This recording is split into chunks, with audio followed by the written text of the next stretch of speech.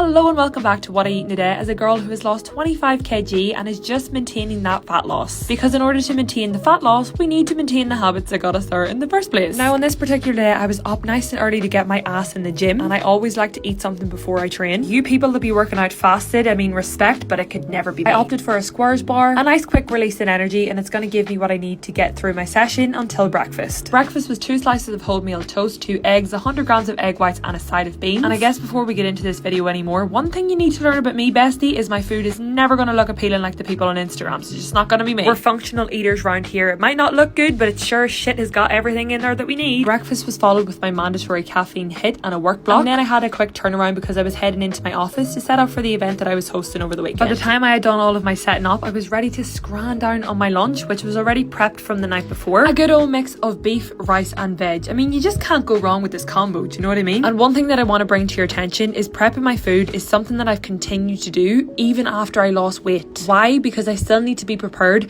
and I still need to do the same things and the same habits that kept me on track and got me to my goal in the first place. Just because we reached our goal doesn't mean that we start slacking. And I also washed that down with a can of White Monster, which is elite by the way, and no, a can of White Monster is not going to kill you, despite what the fearmongers on Instagram like to tell you. And once I got my work day wrapped up and the rest of my steps complete, it was time to head home and grab myself some dinner. However, I didn't have anything in to cook, and although it would have been super easy to just get up Deliveroo and hit McDonald's up, I decided to just grab some chicken from the shop. I ended up whipping up this barbecue chicken and cheese pita with a big fat ass side salad for some extra volume, and it actually turned out to be really nice. Yes, I know the chicken is processed, but it's better than the takeaway that I would have got. And like I always say to my clients, we're not aiming for perfection around here, we're aiming for progress, and sometimes we're just doing what we gotta do. And of course, no evening would be complete in my life without a cup of tea and a little chocolate to go alongside it, because we're all about balance around here. And if you are looking at a more realistic approach to fat loss, can actually fit in and apply to your life, then drop me a follow and I'll see you in the next video. Bye guys!